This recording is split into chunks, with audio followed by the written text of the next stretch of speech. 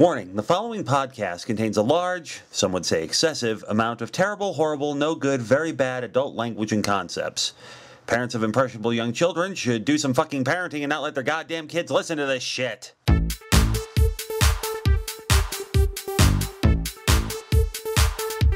We now return to the MacGregor file for January 3rd, 2024. Once again, Yancey MacGregor. Next up in the file, the President's approval rating slipped again today, amid rumours of dissension between himself and Vice President Dixon. Additionally, Republican opposition to the President's Employment Recovery Act continues to prevent the bill from reaching the House floor.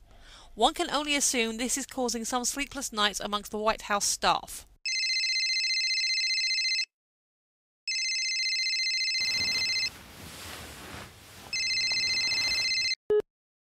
It is now 3:37 a.m.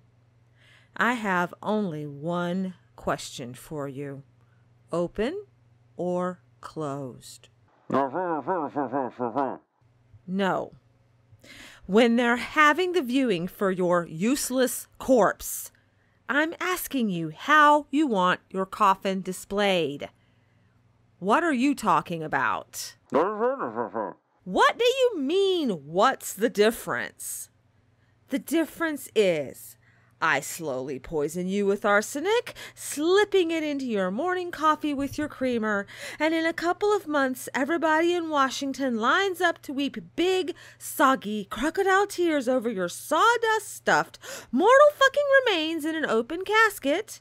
Or I get the blowtorch and the pliers and the fucking sewer rats and set to until your own fucking mother couldn't love what was left.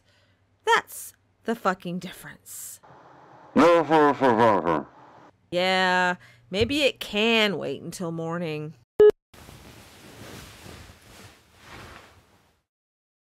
And that brings us to priority number 2, muzzling Little Miss 6 months before she can do any more damage. But don't we want our troops out of Korea? Yes, we do want our troops out of fucking Korea. Unfortunately, General Scooby's still rooting around for snacks in that foul fucking soil, and he's dragging Congress in his wind like a useless puppy fuck who won't quit pissing in our shoes. Thus, fucko, we can't bring the troops home in 6 months. Dixon knows this. And she could kill us with this in the meantime. Gold star for Apple Shiner Tina! You see, fat fuck from Lost, Dixon will never actually split the party vote and steal the nomination away from us, but she can, and will, succeed in killing our numbers and driving up the Republicans. Next question.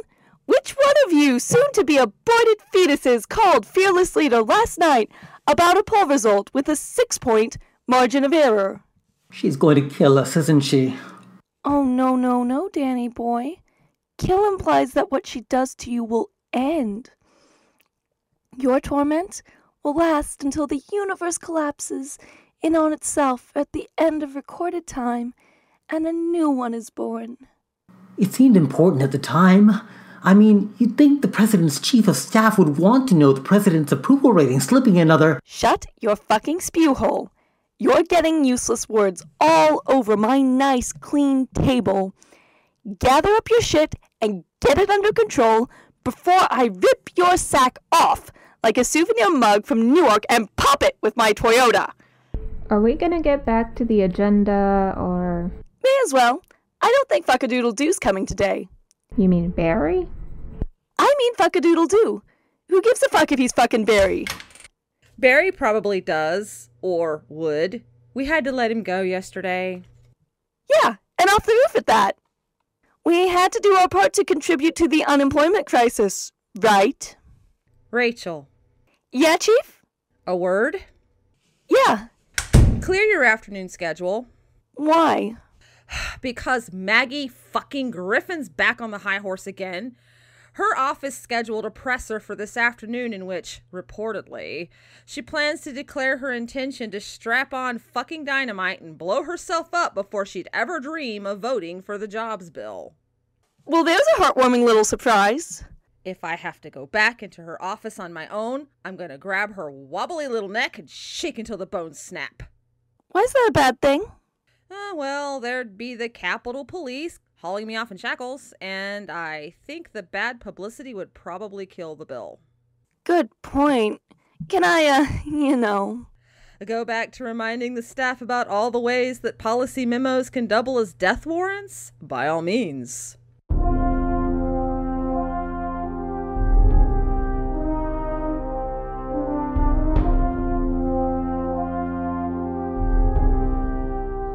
And you see, Mr. Speaker, it behooves us greatly to consider that perhaps a tax credit to certain fashion designers might help bolster the economic glow in towns containing shopping malls, outlets, and higher-end department stores. I'm sorry, Miss Griffin. I didn't get that last part. Are you saying I talk too fast? Oh, no. Because if that's what you're saying, Chelsea, then... Plastic fuck toy from the Abercrombie & Fitch outlet. Get the fuck out before I film myself snuffing you like a hooker in Vegas. It's okay, Chelsea, dear. I'll handle this. Are you sure? I'd said so, didn't I? What do you two weirdos want? Sit the fuck down and shut the fuck up, you stonewalling lobster Barbie fuck! For the last 2 months, and just in case that gaping cavity in your skull can't count that high, allow my associate here to illustrate exactly what 2 means. 1, 2. 2! For the last 2 fucking months, you've been flapping your gums about the president's jobs bill. 2 constant months of bitching about the dozens of compromises and demands you insisted upon so that you'd vote for it and break the stalemate. 2 months of me jabbing a fucking voodoo doll with glowing needles every time you're at a press conference, just to see if you'd spontaneously bleed from the eyes. And our goons on the Hill have given you every last exemption you've asked for. And yet, I'm looking at the news today. And what, to my astigmatic fucking eyes, should appear but a miniature Bray from dumb fucking Maggie, dear. God damn it, you should get a better surgeon. You look like a mannequin impregnated a fire hydrant, then gave birth to a monstrous water baby, which grew to Lovecraftian dimensions and stormed through D.C. like Godzilla on a meth bender. Plastic surgery's not your friend, Maggie. I fail to see... It won't be the last time. For the last 2 months, as far as you've been concerned, we've been that fucking guy from Fantasy fucking Island. Your wishes are command. Because we need your fucking vote. Want the midget to slide so far up your ass he could perform a colonoscopy? We can do that. But after all that shit you've made us eat in exchange for your terribly vital fucking vote, we get word today that you're still not going to fucking vote for it! Fucking Christ! I would prefer if you didn't take the Lord's name in vain. And I'd prefer it if you weren't such a loopy fucking bitch. It's a wonder you can step outside without getting a case of severe fucking vertigo and stumbling up your own asshole. So we're done with all of this. Rule number 1 of being a grown-up, Twinkle Toes. You can't always get what you want. But if you try some fucking times, well, you know what you fucking find. You just might get what you fucking need. Let's make this clear. You're going to vote for the jobs bill. If you think... Close your mouth, Harry and the Hendersons, or I'm going to bring a horny donkey in here and videotape it violating you from about a dozen different fucking angles. That is the most disgusting... Still not finished. Even if we have to resort to bestiality, you're still going to vote for the original version of the bill. And you're going to get every other representative in your little coalition to do exactly the same thing.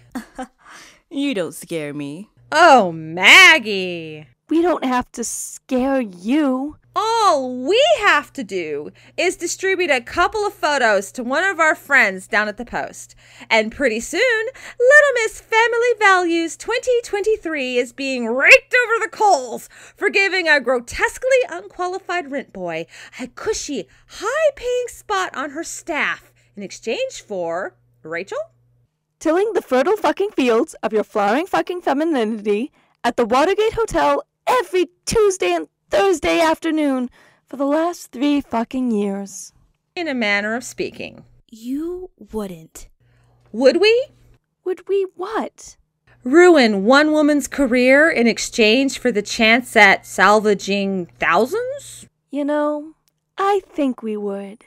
I think you're bluffing. Rachel, Yes, Alex? are we bluffing? Well, let's let her see for herself. Catch! How the hell did you get these? We're not bluffing. Now's a good time to start practicing how to say no comment.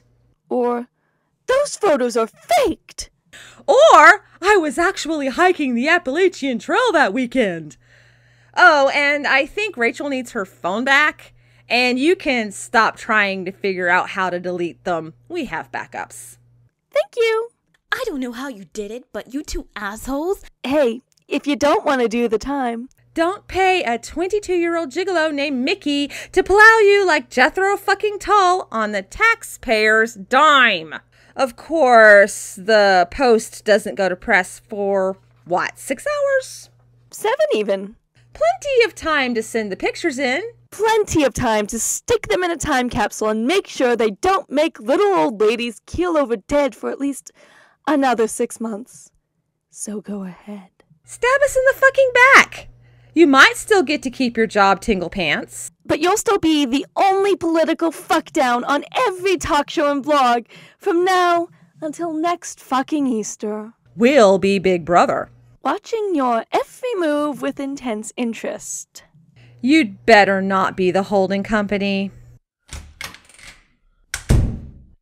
Chelsea, be a lamb and have my secretary call Leslie Landon, please.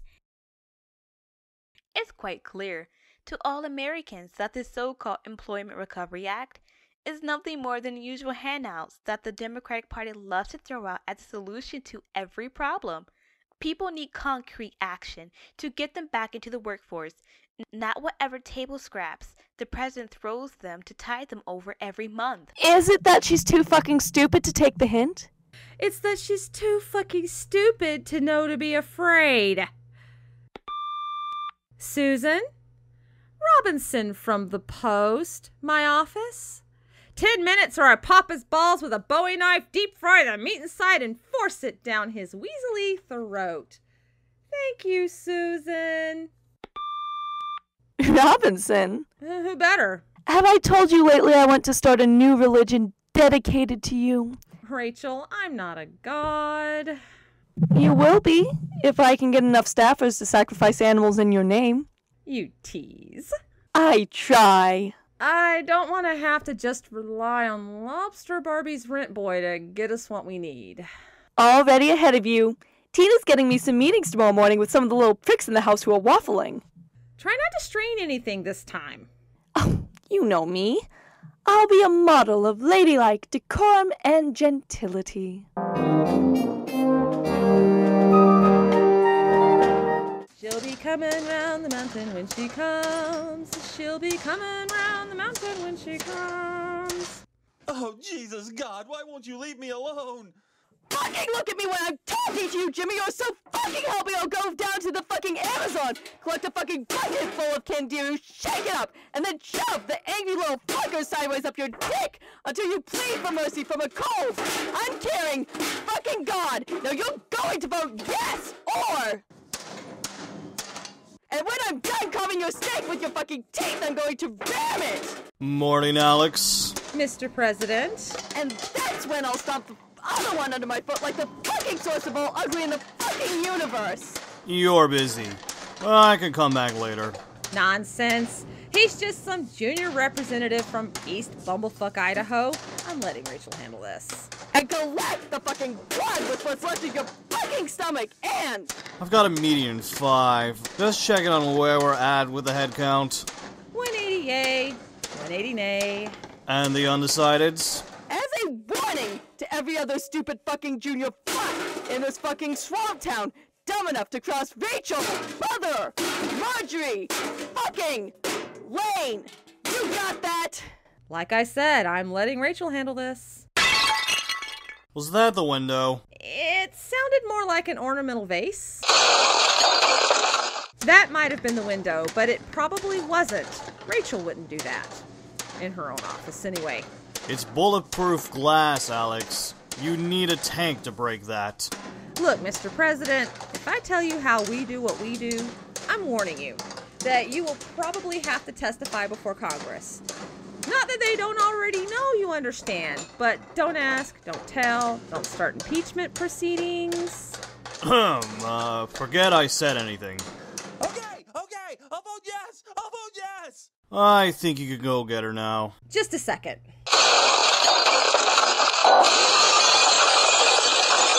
And that's just what I did to my fucking coffee maker, you fucking worthless two-faced fucking microprick! Just imagine what I'll do to... Yeah, you better run! Oh, Jesus fucking Christ, get me out of here! And what do we say to the President of the United States? Thank you for your time, Mr. President! Sure, anytime. You seem like a nice guy. If he wasn't before, he will be now. Until he gets the same treatment from the minority whip. Yeah, but we outrank that wet fucking noodle. Fuck, I love reaching across the aisle. I guess it's 181 now. If that useless pants-pissing fuck knows what's good for him, it will be. Oh, Mr. President. You know what? I have a meeting with the Joint Chiefs. You have a good day. Likewise, Mr. President.